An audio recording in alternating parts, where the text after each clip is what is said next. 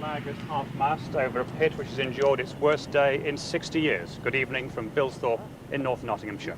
After 30 hours of heartbreak, confusion and some controversy, we now know that the pit by which this village lives has claimed the lives of 3 men. 3 others escaped alive. He were actually organising some operation at the time that incident happened. 1 or 2 workmen that were with him had actually just gone out by, and he'd said he was going to go out in the system, and they obviously they're in that fortunate position where they were in front of the 4. But to set this into context, as many men have died here at Bilsthorpe in the last day as died in the whole of the British mining industry last year, and that gives an added incentive to the HSE inspectors to report back very soon. Robert, well done. Well, we've heard a great deal over the last day or so about roof bolts. This is what one looks like. This is what is used to support the pit where the accident has happened, and indeed is widely used and has been widely introduced over the last 5 or 10 years. Well, our view prior to the incident was that roof bolting was a safe method. We were always of the opinion that all systems can be improved, but was quite happy with the methods, the safe methods. We're satisfied from men that they were happy with the methods that were being achieved. You picked that up that Nick put in his links, did you? That they're bringing a body out now, and the other man, it might be hours and hours before they get him out. But there have been reports. The Point of Ayr, there was a report made there which showed conclusively that there were worries within British Coal some years ago under certain strata conditions. All right, gentlemen, I must leave you there. Thank you very, very much indeed for joining us. And I think it's fair to say the people of Bilsthorpe tonight concerned mainly to mourn their dead. Now back to the news centre. All right, mate. Cheers, Alan. Yeah. All right, thank you both. Cheers. Cheers. Thanks, John.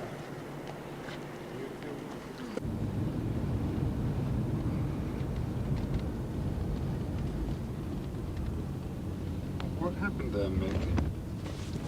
Well, let me just show you.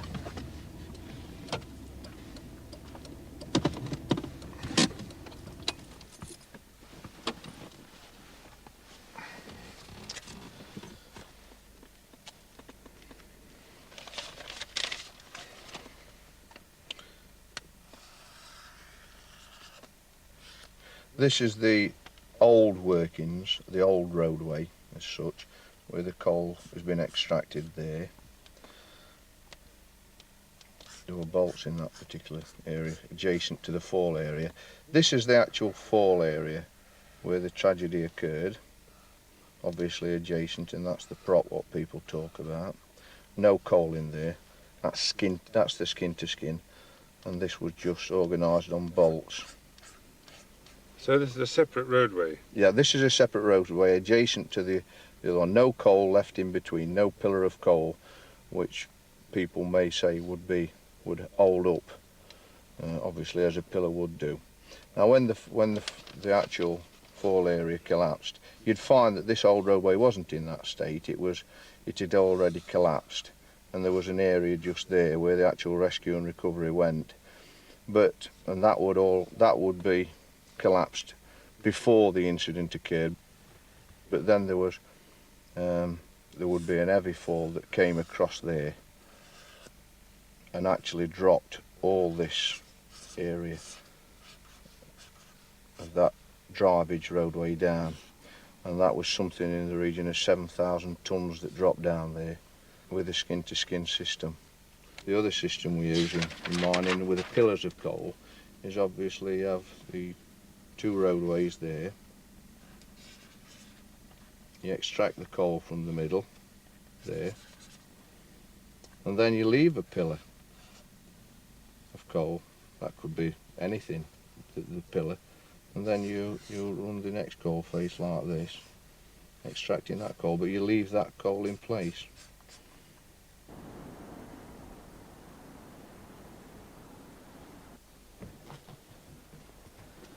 Morning, then.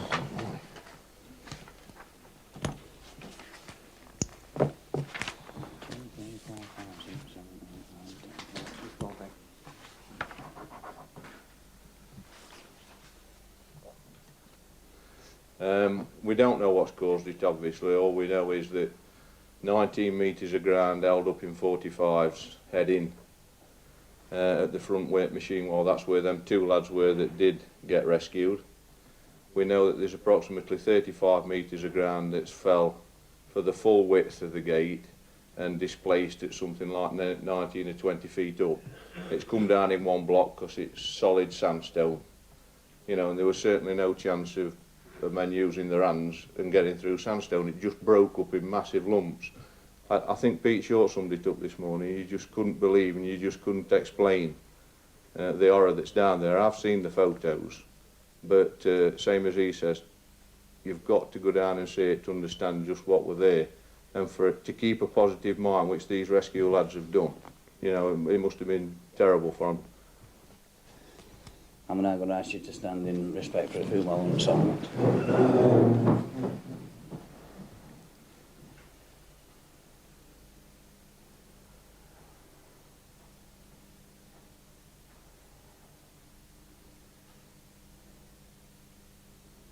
You know yourself, mate, when they've took a retreat phase, it takes time for that ground to consolidate, in my opinion anyway, and lots of other people's. So if you do another roadway socket side, you're going to get problems. And for the sake of leaving a 20-30 metre pillar, you've got to admit, mate, you leave a pillar of coal, mate, that is a support. A pillar of coal is a support. Coming down in a slab, there's something desperately wrong. Oh yeah, desperately. You see, lots of people now say, I tell you what's bothered me about it more than anything is the fact that it'll give them an excuse now to close pit. Yeah. Because they'll say to them, like, they say, well, this is we can't use roof bolting. We're not going back to rings, so we'll fire it down. We'll close the pit.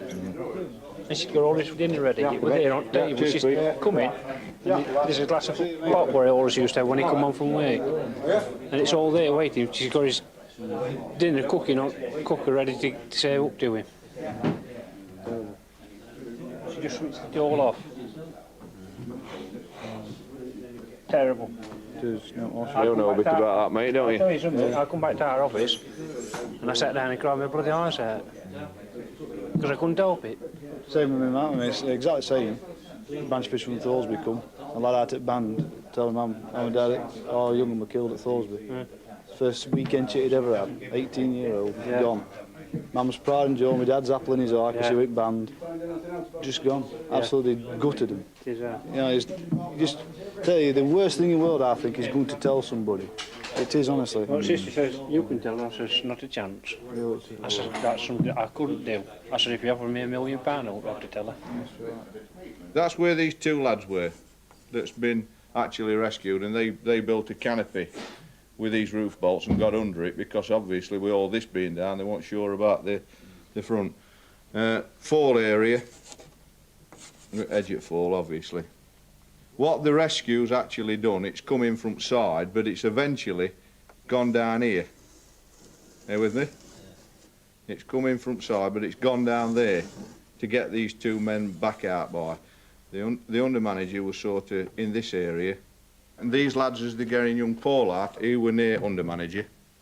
So they got them out, and then the arduous task was to get under manager out, and that took several hours to get him back out. Well, as you say, he were in there for 3 days.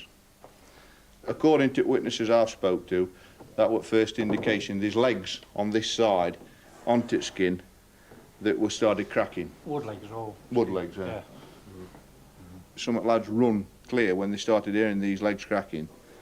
One of them lads was the roof bolting engineer. He'd just been in there. Someone said that he'd give a report out that there was nothing wrong with it 15 minutes prior to Every indication to this day is that no bugger knew what was going to happen. And then it just went. Yeah.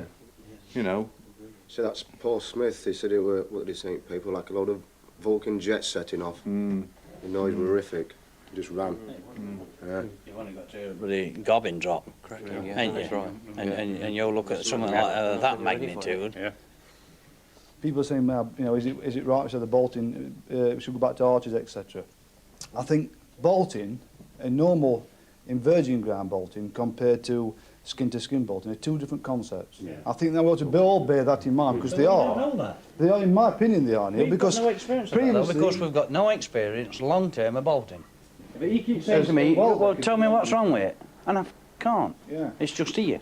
It's just a gut feeling I've got. You've been with me on Welbeck, our first retreat back on bolting 204s. Them two that come out alive just there, they must have been frightened to death then. Well, God. they set it. There were some bolts in there, and they actually set a canopy up and got under it. There's some presence of mine now to do that, didn't they? But they could hear him, and it's rescue lads are getting nearer. They made a more positive discussion. We once had what's called a slushy ripping machine, and they were like a chop that were built up over your gate entrance into Face, and that's like a little canopy. That piece there is about a metre wide for the slushy to take your dot into pack. And there's two on us working under there one day, moving that forward, and all the bloody lot come, both sides. We could hear everybody outside shouting to us, 8 or 8, like, you know, it's going to 10 minutes and we'll lay out. We were stuck into there 5 hours, and yet we knew all the while that we were safe. I mean, that was a bloody great piece of machinery, and we were safe there, but the 5 hour was shifting dot from that side and that side to get to us.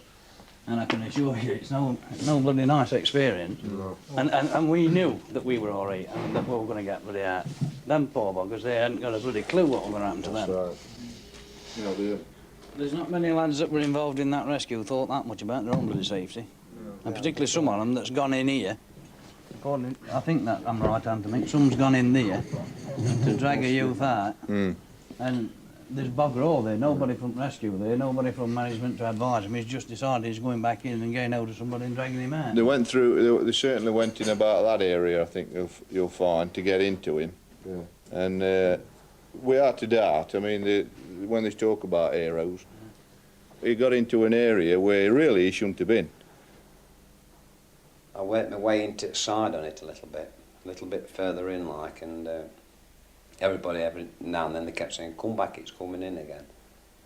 I heard somebody shouting, and you know, went down there and shouted back. It was young Paul Smith, and I couldn't make him shut up. You know, he was really shouting. I couldn't say who were there or anything, but I knew he was there, like, so I kept shouting at him and telling him to shut up. No way, he won't bloody shut up shouting and that. But it was a long way off. I had to go round the back of the fall in the old roadway. I got round there and I kept shouting him all the while, you know. And he said, "Can you see my light?" And I said, "I can see your light." Couldn't see him at all, you know. He said, "I can't see your light." I said, "Well, I'm higher up than what you are," you know, like that. And I kept telling everybody behind me to switch the lights out and shut up, you know, because I was listening all the while. And eventually I just saw a little glimpse. It was very, like a camera flash, but very faint, you know. And then I told him to switch his light out, and I waved mine like, and he could see it. I should reckon at that time, I mean, I'd done 10 yard then, I think he was 20 metres or so away from me at that time. And then I'm coming towards you, you know, you could see him light, so he said, "I'm coming towards you," and like that. I kept asking him, "What's it like where you are?" He said, "About 2 foot high." "Is it safe?" "No, it's not bad, it's, you know, it's all right, but I'm worried and all that lot, you know, because he's only a young lad. And I tried to get him to keep in a safe place. And then he's asking, "Shall I start moving things and coming towards you a bit further?" And I thought, right, I hope not, because as he got, you know, he ain't got them many years' experience of what to do, you know, and he was panicking. I mean, he's frightened. I mean, if you're fast like that, you'll pull out away, won't you, to get out? Yeah, you would, you just rip at it. Yeah, and I thought, now then, stop where you are, else you're going to bring it in on me, you know, like that. So I couldn't hold him back, he just kept coming then. So when I got some bolt croppers and I had to cut little pieces like beer mats out of this wire meshing to get a big piece out, pulling ring legs, you know, fairly heavy, in crowds. And one lump, I moved this lump of muck and I threw it to back on me, and 2 on the mark bike, I couldn't pick it up. And I was laid down in there. Because you don't realise what you can pick up. And I come, something you've never had before. I come across another big lump and I had to break it up with a little hand hammer and a chisel to get it, you know, like that. But I pulled Paul through a gap. I don't think it was a foot high. And the reason why he got a scratch or a cut on his stomach is we pulled him through it. Tugged at him and out he come. like a Coke out of a bottle, honestly, it was that tight. Yeah. And then we got him up belt and drew a plan up belt in dust, you know, to, I says, you here, you know, put a cross on thing. I says, where is anybody else? Because you got, I mean, you don't know, do you? I mean, he's just come out of a tight hole and I've got back in it. So he drew across where he was, and drew across where Mr. Shelton was, and where he thought somebody else was. So we got him sorted out, and they took him out. They wanted me to go out with a stretcher, but I went back in with Danny. And then we come across, when we got down into the actual fall, the main part, then we found Mr. Shelton. We checked him. There's nothing we could do for him, right? Before, years ago, it wasn't them, you know, management and workers, but it hadn't been. I mean, just before it happened, I'd been talking to him, and I told him what I was doing, and he says, I'm just going to have a look in here, and then I'm going to come out and give you one. You know, he was going to come out and help me. Well, next time I saw him, he was dead. Right.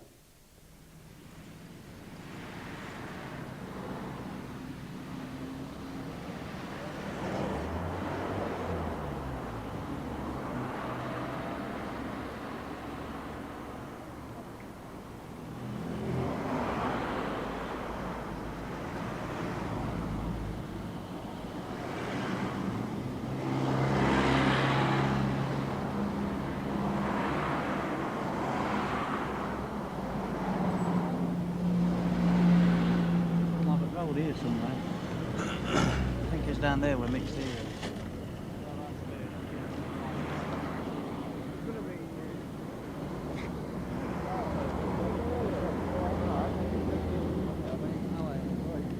Oh, you all right? What about me then?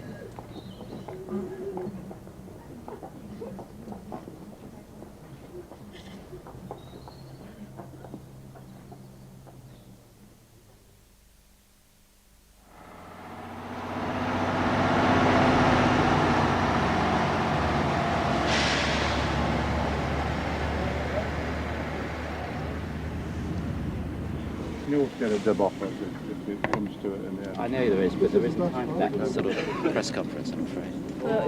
If you're off to the side, there's no cameras over here. No, well, there's going to be three of us, aren't there?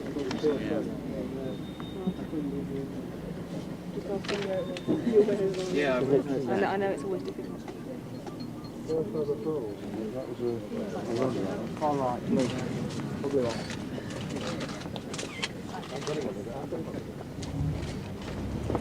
Probably not. Yes, mate. Yeah. All right. Well, ladies and gentlemen, I'm delighted to have had the opportunity to come to Bilsthorpe.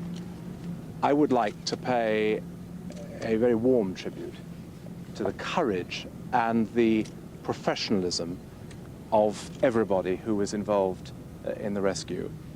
I have not felt it right at any stage to speculate on what the causes of the accident may have been. I don't think that was appropriate at the time the rescue was going on, nor do I think it is appropriate in advance of the inquiry.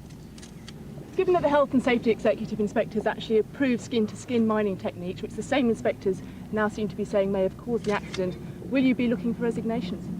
No, obviously it is right that the Mines Inspectorate under the HSE carry out the inquiry. That has always been the procedure that has been followed, and I'm not aware of any suggestion in previous inquiries of this kind that the Mines Inspectorate have other than been totally objective in the recommendations that they have made. Tim, yeah, the point I'm speaking now, because obviously I've been in touch with these men. There's a great fear, and as much as it's an emotional time, and I appreciate what you said about the rescue. They're saying to me, Mick, we've lost 3 men in this tragedy. At this moment in time, we're market testing at Bilsthorpe, 12 million tonne above what we've got orders for. British Coal haven't got a cobble of an order for whatever reason, and unless you intervene, Bilsthorpe Colliery is going to be one of these that's doomed, and we'll have lost these 3 lives in vain. Well, I don't want on this particular visit to get into the wider discussions about coal issues, but you and Ian have made the point very powerfully to me, and obviously Bilsthorpe is one of the pits that's going through the market testing procedure at the moment, and we have to await the recommendations that are made by British Coal as a result of that market testing. All I'm asking you, Tim, is to get involved with it. I know your feeling, I know the men's feeling here at this pit, and obviously we will try and do what we can. Right, thank you all very much indeed. Thank you. Thank you. The fact is that we're overproducing 12 million tonne a year than what we've orders for. With 40 million orders, it's going to go down to 30 million. The power companies are just continuing with their policy of playing cat and mouse with this industry, and against the economic argument in support of this coal industry. And Bilsthorpe is one that's under market testing, and the fears are there from the men, and it could be one that's closed. And you know, this tragedy has just made men more intent to try. The Minister has heard my arguments on this. It's unfortunate that he's failed to act, and I know that he's given no commitment today that will help the survival of Bilsthorpe. But the point that I've been putting to the Minister is that he's got to see this accident in the context of the relentless drive for the men to keep the pits open. They're under constant pressure to work faster, be more productive, and unless he backs off them a bit and gives them a bit of space and a chance of the future, then accidents like this are bound to occur.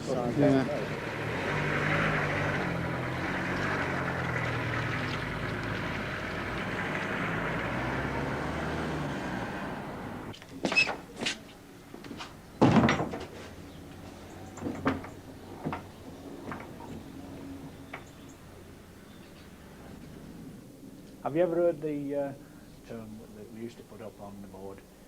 If you think safety is costly, try an accident. In the 1850s to the 1890s, 40 years, we killed 40,000 men. Over 1,000 fatalities a year used to be in our industry.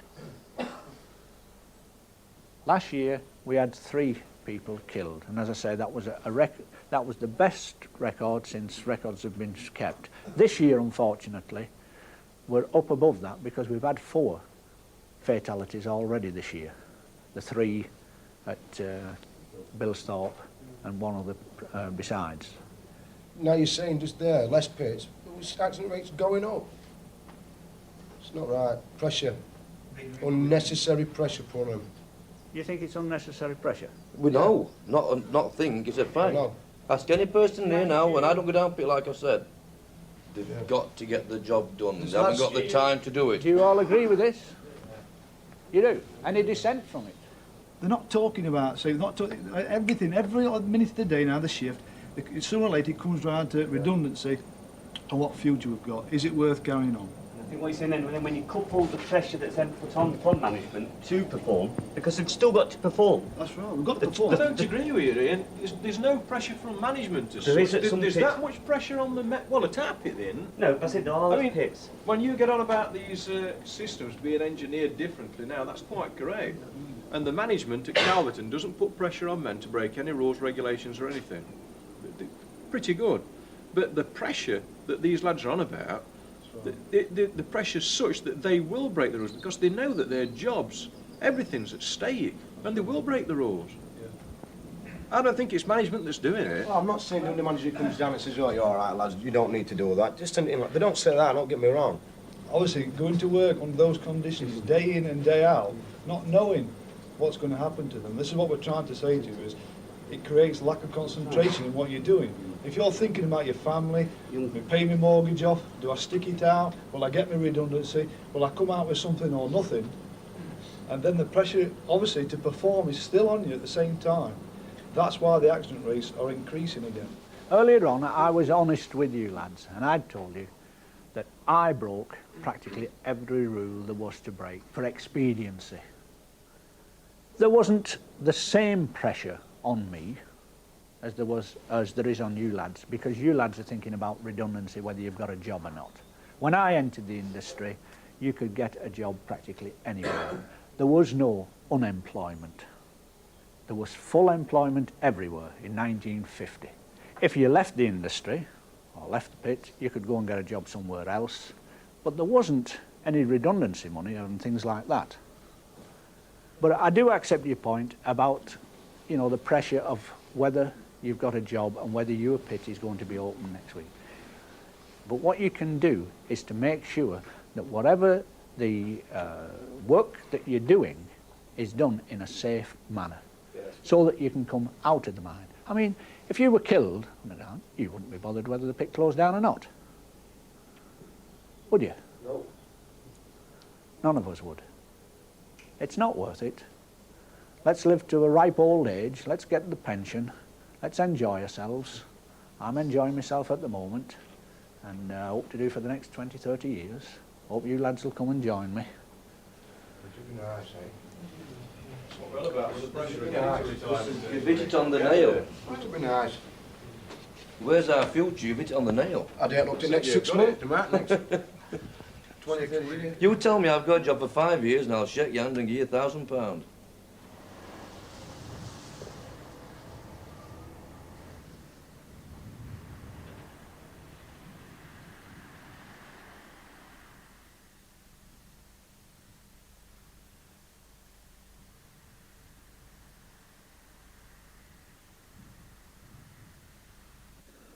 I think most of you recollect about 18 months ago, we asked Neil to come along to a branch meeting, which was very well attended at that particular time. But I never thought that we'd be asking Neil to come back to a meeting where we would be telling you that Thoresby's got a problem.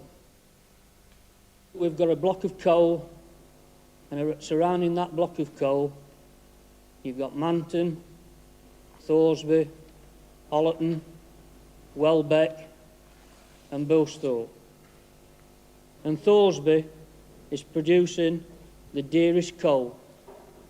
British Coal talk about cost of coal in terms of pounds per gigajoule. Thoresby, I think it was last week, produced at £2.56. One of the pits I've mentioned is producing at 98p. We're in competition with one another now, and that's how the government's got us, and we have to face that fact. Now, when Arthur talked about that piece of coal, I don't know if you can all see it, but that's the piece of coal.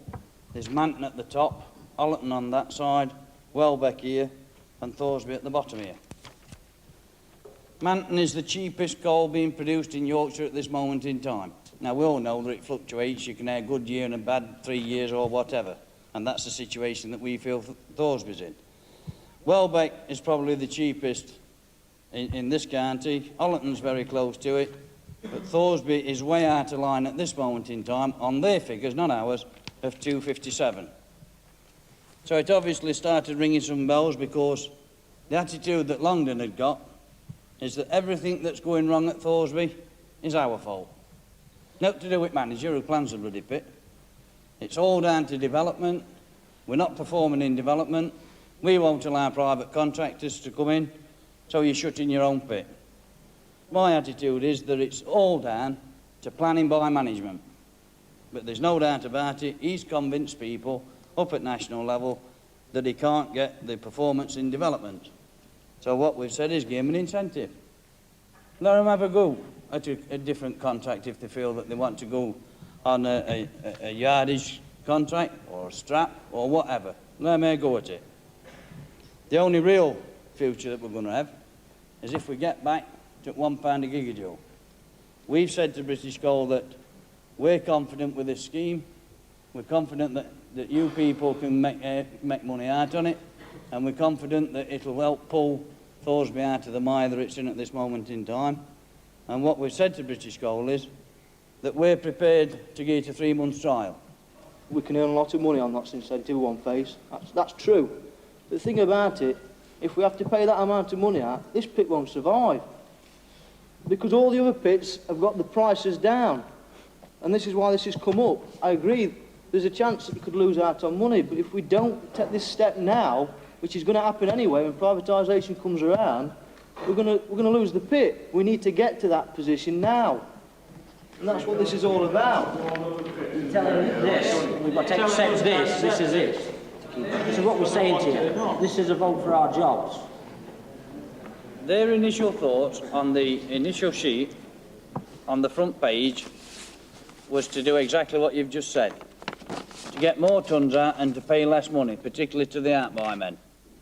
And we said, you can stuff that as far up your arse as it'll go, because there's no way are we prepared to go to our lads and put that to them. Now, you know as well as I do, Thoresby's always been seen as the jewel in the crown. It should be seen as jewel in crown, but for last year it ain't been. And it's up to us all together to get it back up there, because there's not an earthly reason why Thoresby should be in the position that it's in. We're as happy as we can be at this moment in time with what's on the table, what's on offer. And I'm going to ask you to accept the recommendation from us that we put it on a 3 months trial basis and start it from Monday. Can I have your agreement with that? All in favour? Well, I say we should put it to a ballot. We ain't got the time to muck about with ballots like that, mate. We've got 900 men at that bit. You haven't got many here tonight. Well, to be fair, everybody's been given the opportunity to come. We've said that we were going to make the decision tonight. We've got people like Boyd's coming to the pit this week or next week at the latest. It's going to make that much difference. It's going to make a hell of a lot of difference. No, not a week. You could put it to a ballot. Ask if they want to have it to a ballot then. There's no doubt about it that we've got to accept changes whether we like them or not. Ask these men that if they want to ballot. If in 3 months... You're not answering my question, you're talking round me. I'm trying to answer it. If in 3 months' time... Ask the men. If in 3 months' time people had decided... We'll that it's decide not that right, through the ballot box. 900 men. Let me finish. I don't want to let you finish. Well, it's not good talking to you then. Ask us if we want to be balloted. At this moment in time, there's a danger that we could lose Thoresby through mucking about.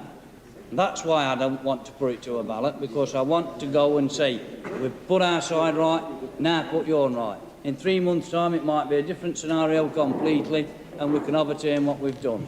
But I still can't see how a week is going to make that much of a difference, and I think we ought to be entitled to a ballot. Well, listen, let me just tell you, it takes longer than that, but by the time the printers, we put things on, get it all back, you're talking at least, is it 3 weeks, a month?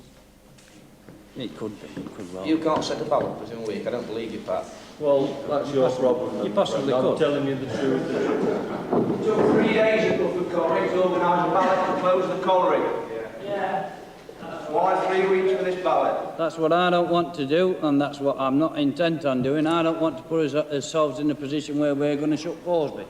There's no reason for Thoresby to shut. I'm talking about the ballot. I know what you're talking about, but I also know what happened at Rufford by doing a similar thing there. All I've asked for is 3 months' grace. If it don't work, we'll be back to you. What you're suggesting is that you don't trust the people up here. Now, if that's what you're saying, then... That at all. I've heard what you've said. Well, that's all I'm asking. All I'm asking for is a bit of trust in the officials, in myself, for you to go along with us for 3 months. A lot of people are talking about the back pockets, not thinking about Thoresby. Only talking about what they can earn in the next 3 months. Not about Thoresby. Not about jobs. Who's that? These men, the old face men, development men. Who's on about money? That's all they're talking about. What they can earn in the next 3 months, not about Thorsby. Yet I would hope that everybody that's here tonight is looking at Thorsby, first of all sustaining Thorsby, and then looking at earnings after that. And that I'll tell you something, that's what we're certainly looking at. And that's why I'm asking you to accept it on our behalf tonight, so that we can get rolling on it. Charlie? Well, I reckon we'll have the more houses our man, and he wouldn't see us any wrong, we should back him. Here it is. Here it is.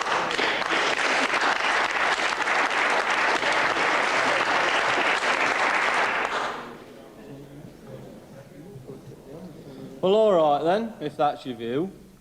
If you want to vote to follow the recommendations tonight, then put your hands up.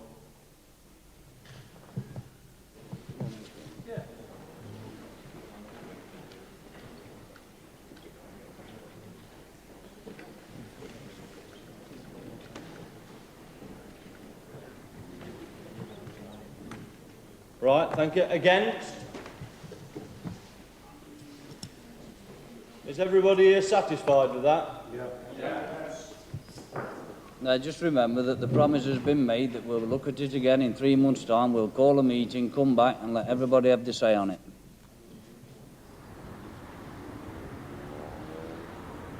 Other markets for alcohol. But there'll be worse to come. As well as the market testing pits, there are likely to be additional closures as the power contracts are reduced and British Coal is privatised. The prediction is that only 12 pits will survive. The political argument's long been finished. Done. Nobody politically can do anything now. Well, that means to say there's nothing that we can do, and I'm saying there is something we can do. A political change in direction, come from country, can change that direction even now. You're wrong because we've had the grant. You wouldn't have expected it. Well, if we all believe that, Hills, we'd sit back and do now, and we're doing it. All we can do is minimise, you know, what's the pain that's going to happen. You know, we can't do any more as a union. It's gone. No, it ain't gone. It has gone. We went to see a meeting of the rebels before they went into the debate on the white paper back in April. Went to see them. And when we were sat in there and they still weren't aware what gas was going to do, they talked about the subsidy and they talked about fighting imports, and I said, don't you realise that if you vote on this today and it's passed, the gas is going to kill the coal industry? And when we got some blank looks from some of the faces that we did, I realised then that was the end of the industry.